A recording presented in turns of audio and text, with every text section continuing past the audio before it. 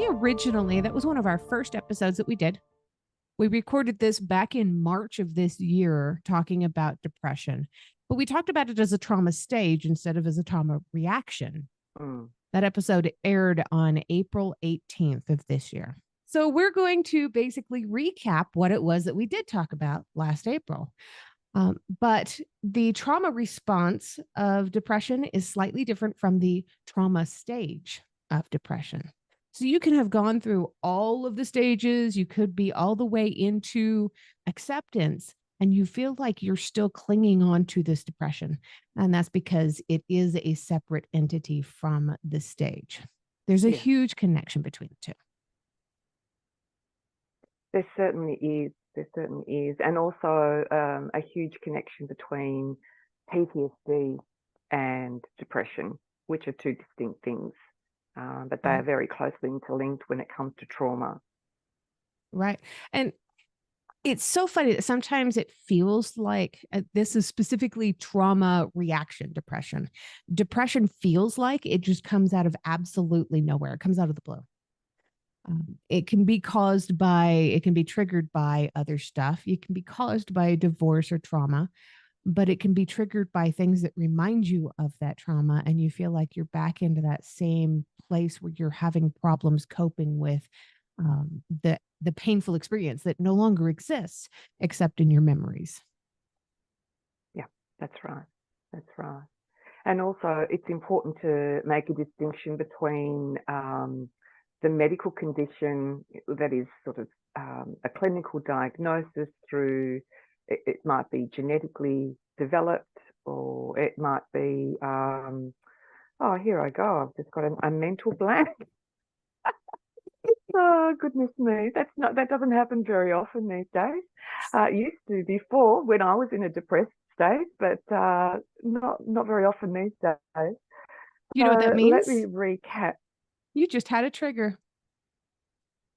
Ah, yeah, It yeah. made your mind go Interesting. blank, even though the depression didn't stick around very long. You just had a trigger that wiped out your brain. Hmm. And that is a really interesting thing that you bring up, because basically with depression and trauma, there is a neurobiological and physiological change that happens that we've talked about before. And that happens in relation to depression with trauma.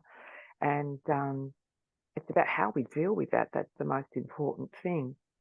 But let's just go over what are some examples of depression in relation to trauma, and maybe if we can delineate that and look at the difference between trauma and depression and PTSD. So I've actually got some really good examples already. Here in Brilliant. the US, as we are getting ready to record this episode, we're getting close to Veterans Day here in the US. Now, this is going to air the day after my birthday, but in real life, as we are talking, we're approaching Veterans Day, and that's a day when we remember our war veterans. My husband is a Navy veteran. So veterans returning home from a war zone, they might have some pretty terrible memories and feelings of guilt or regret. They have been injured, or they've lost friends. They've seen people die. Disaster survivors, they may have lost a loved one in some kind of a disaster like a hurricane or a tornado or a tsunami or an earthquake. They may have lost a home, or they may have been injured. They may have lost a limb. They may have broken bones in their body. And survivors like us of violence or abuse can feel like we don't trust people anymore. And every single one of these things can lead to both depression and PTSD. They are separate things, but they do overlap a lot, kind of like human trafficking and human smuggling. They're separate issues. They need to be addressed as separate issues, even though they coincide so often. Mm-hmm. So can you give me some examples of what depression looks like? Or, oh, actually, I can do it. Okay. I've got a little list here if you'd like me to read it out. Absolutely. In terms of depression, what the symptoms include lack of energy, a lack of interest and pleasure in activities that she used to enjoy, significant weight loss or gain, excessive sleeping or insomnia, excessive guilt, inability to concentrate, feelings of worthlessness, and recurrent thoughts of death or suicide. So you've had some of those, I believe. I know I certainly have. Absolutely. And it's important to note that you don't have to have all of those to acknowledge that you have depression too. Yes. Not everybody who feels depressed has suicidal ideas. Yeah. Yeah, absolutely. Yeah, I think it's important. That's a really good thing to raise. I remember when I was going through a really extreme depressive period that I had significant weight loss and the insomnia was just out of this world. I literally would sleep only maybe 2 to 3 hours a night.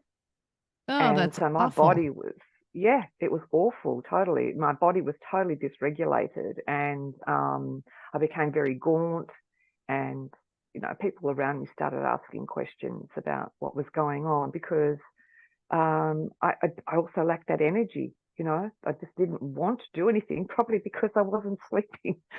Um, so it's really hard. It's a really hard place to be. And coming out of that is the big challenge. And when it's related to trauma, the challenge is even intensified because you've got to deal with the trauma, you've got to deal with the depression, what goes first, the chicken or the egg kind of thing.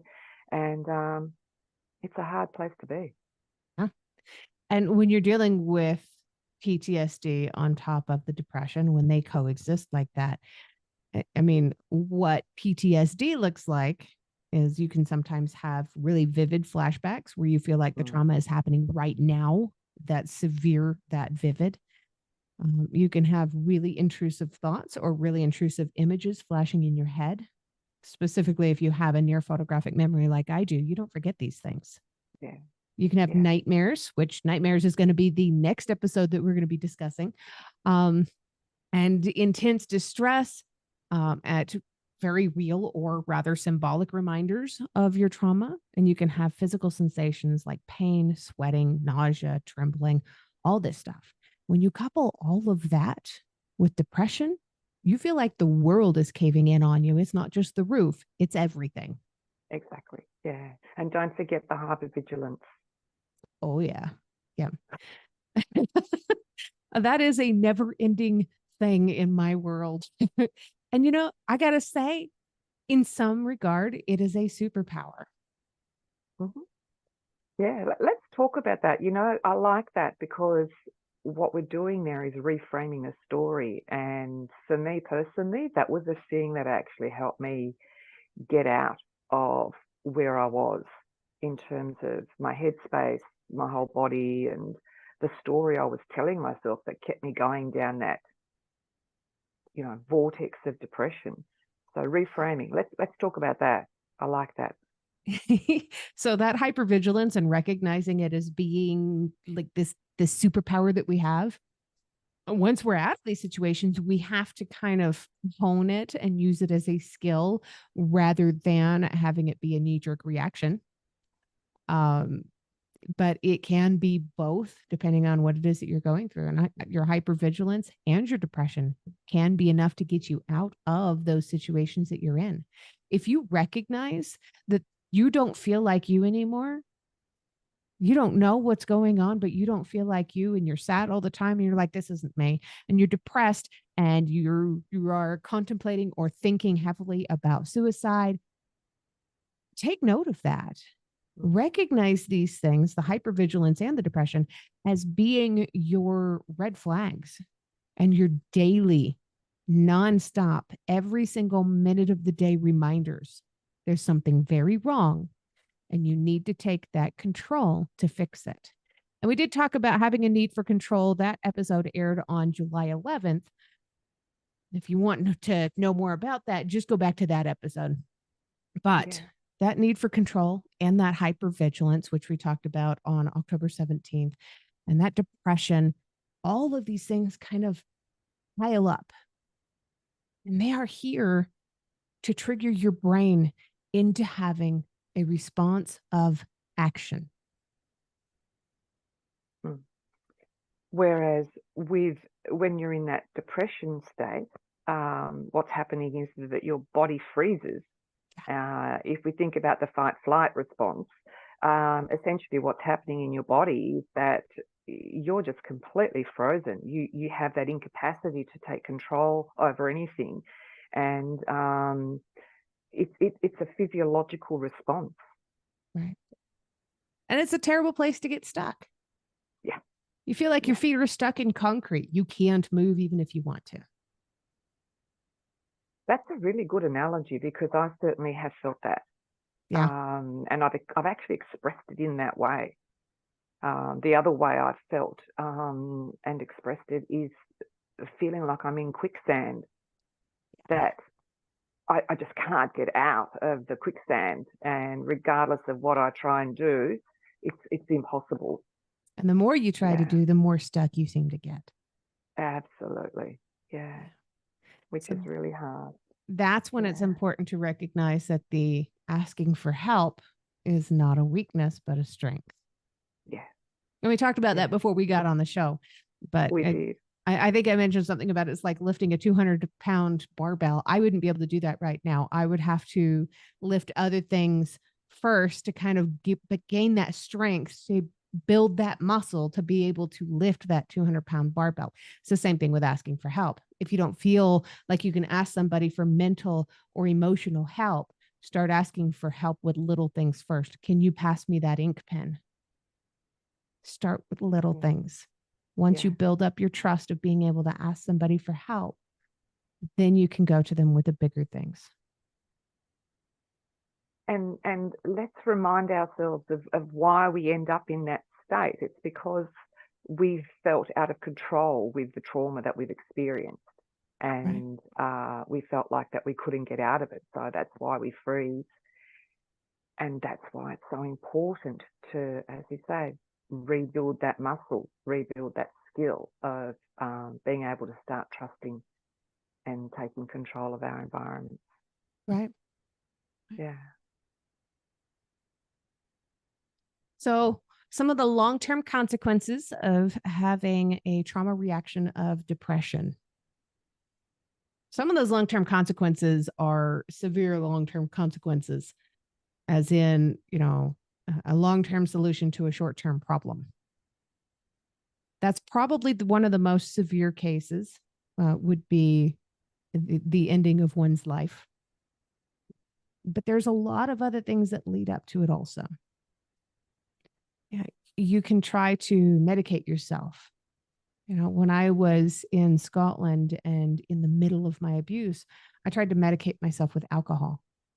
A lot of people turn to alcohol or drugs or cigarettes. I was a heavy smoker back then. And the worse something was, the more I smoked. And it wasn't because I enjoyed it, because I hated smoking. It was because I saw it as my way of expressing that there's something wrong. Maybe if I smoke more, somebody will pay attention and notice that there's something wrong, that I've got to be stressed out if I'm having all of this. It was the same thing with the alcohol. I was looking for a way to numb myself so that people would, number one, see that there was something wrong and that I was running from something, but nobody noticed. And number two, I was chasing that blackout so that I wouldn't remember what was happening. Self-medication is a very serious problem when you're depressed. And also, it's another way of controlling things. It is. Taking back control. That's the only thing that you feel like you have control over. And quite often in our society, people are criticised for that and belittled for that. But it is actually, as you said, it's a cry for help. It's, I don't know what I'm doing here.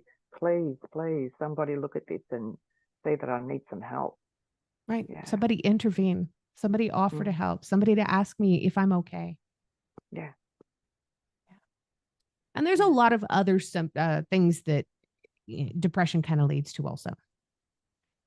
We talked previously about the isolation, about shutting down, not wanting to go places, not wanting to talk to people, not wanting to do all the things that you normally love to do, even if those are solo activities like writing, painting, drawing. If you if you're not doing these things anymore, this is a long-term side effect of depression. Yeah, It's not fun. absolutely. It isn't. And for me, that's been one of the things that I've found. And when I look back on my life, I can really identify those periods where I was depressed. And I identify it through not actually participating in those activities. And one thing I think I said to you off air is that yesterday I sat down with all my clothes that no longer fit or that I don't like in terms of the styles anymore.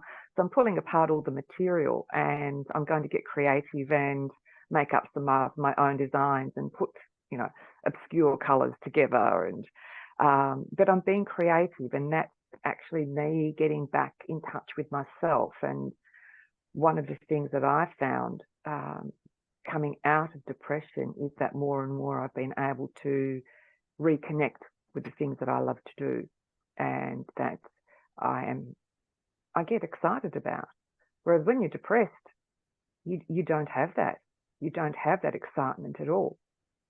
Yeah. You're just kind of wallowing around. And I think probably one of my biggest habits when I did have pretty severe depression was hiding in my room with the door closed, watching Netflix. Mm-hmm. That was Been kind of there. my thing. Yeah. Yeah. You sit there and Yeah. binge watch TV shows. And when that show ends, you just pick another one. And the reason I binge watch TV shows instead of movies was because it was a longer distraction. A movie would only distract me for an hour and a half to 2 hours at a time. Whereas a TV show, an hour after an hour after an hour after an hour could go on for days. Yeah. Yeah. That sounds very familiar. Yeah. It sounds very familiar. And Pints of ice also, cream and a frozen pizza. yeah. Oh, the other interesting thing about that is the attention span that's required to watch an episode. Yeah. Compared to watching a movie. So I think for me, that's one of the other reasons I was binge watching episodes of TV series, because the actual plot was so basic that you could actually concentrate on it. And even if you missed this, it didn't matter. Whereas with a movie, you've got to stay fairly focused. So, Right. And I had a tendency to watch things that I had already seen 3, 4, 5 times. oh yeah. It's like my favorite Disney movie is Tangled. If I was in the mood for a movie, I would pop in Tangled and play it on repeat 6, 7, 8 times because I didn't have to pay attention. Yeah. My brain could be Yeah. somewhere else. I'm also a huge fan of Star Trek. I would put on Star Trek The Next Generation and watch the entire series all the way through and then start it again. Now that's a clear sign of major depression. Yeah. Yeah. And I think that's important that we really hone in on that, because a lot of us do binge watch, and it's sort of like it's become a bit of a thing in our society. But there's a fine line between being really involved in it and whether this is a sign that things are not right in our lives, and taking action.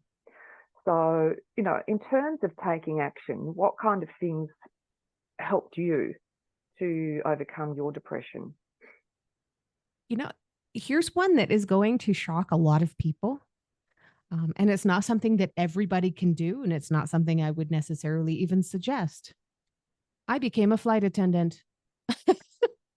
I would have been perfectly happy being a hermit for the rest of my life. But here was this opportunity before me to be hired as a flight attendant and to go travel the world. At the time, I was terrified of traveling because of what I had been through on my last travel.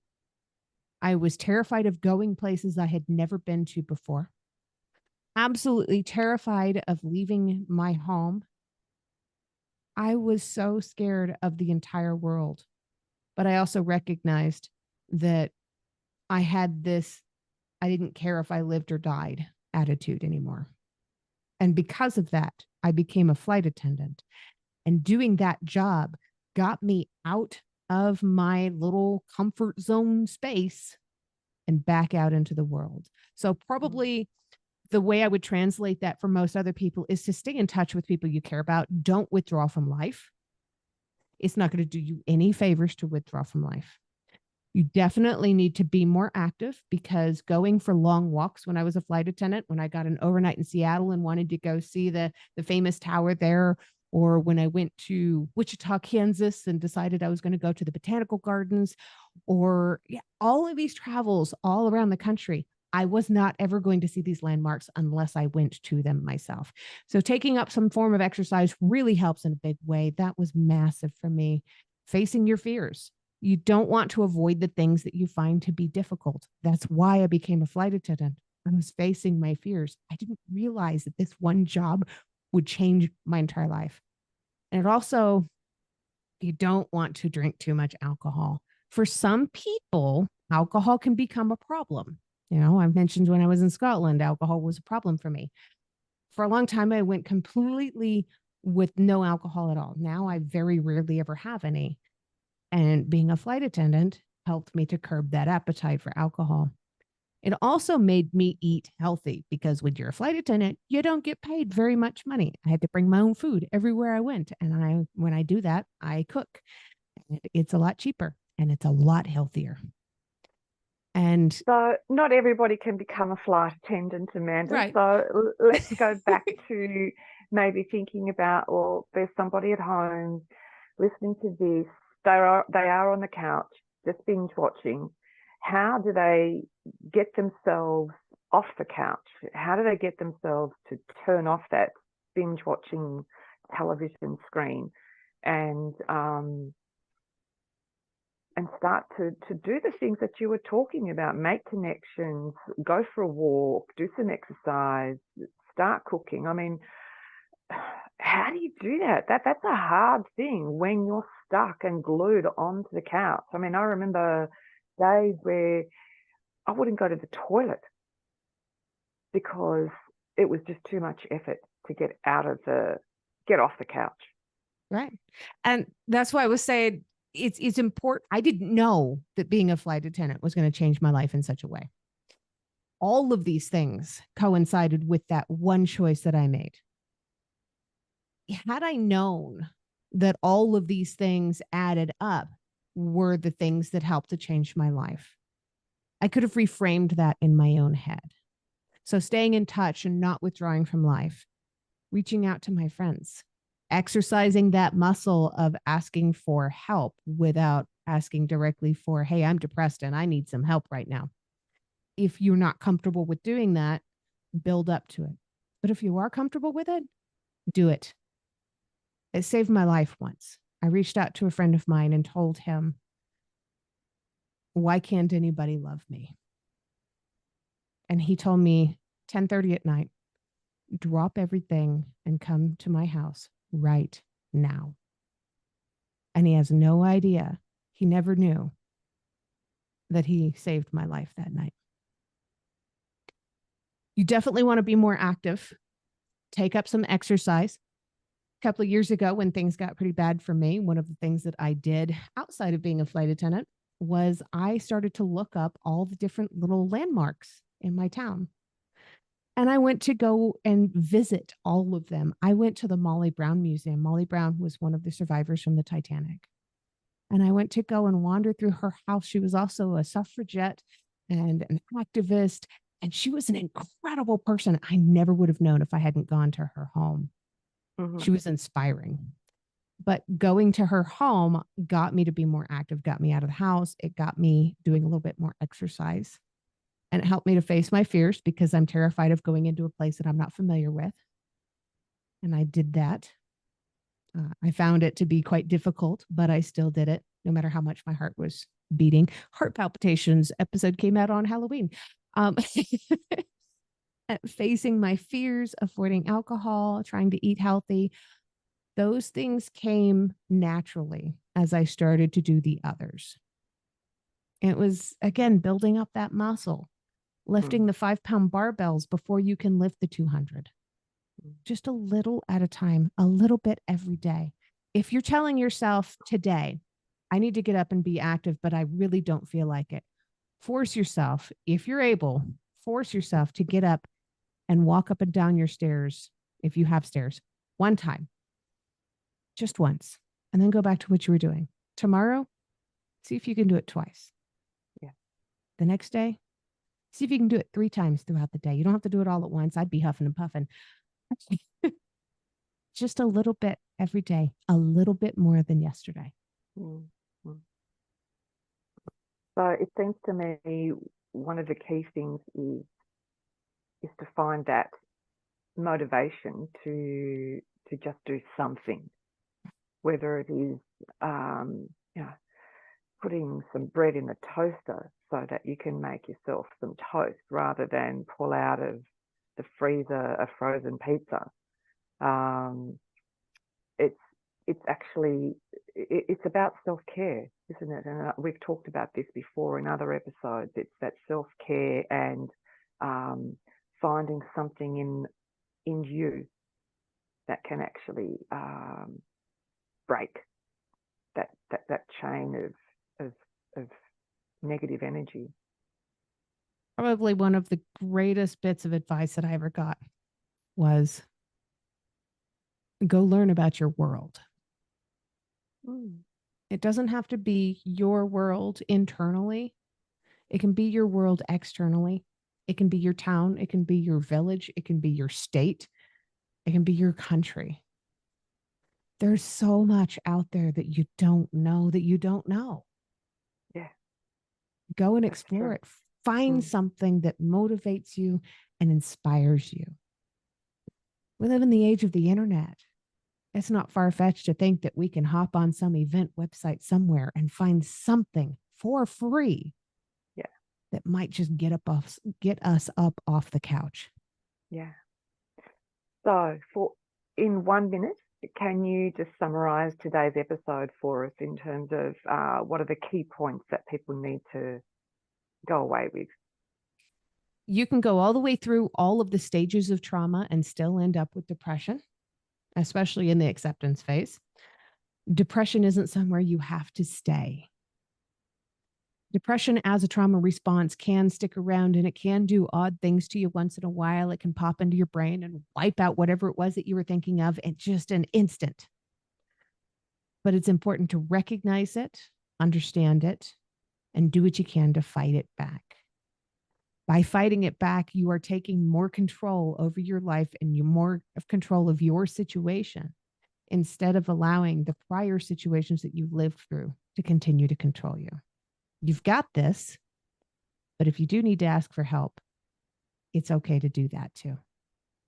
Yeah, absolutely. And maybe going and seeing a doctor might be a good place to start if you're too frightened to go and reach out to anybody else. It's a big step. It's a big step. I've never met a therapist that didn't have a therapist. Yeah. Yeah. Well, today's episode has been pretty heavy. But then this topic is heavy. So I just hope that anyone out there who's listening today who has been triggered by this episode, that they go out and seek some support. And I think what we might do, Amanda, is actually put on our Facebook page some links to some phone numbers that people can reach out to. That's a wonderful idea. Yeah. Well, thanks. Lovely to see you again, Amanda. Let's look forward to next time. Absolutely. Next time it's nightmares.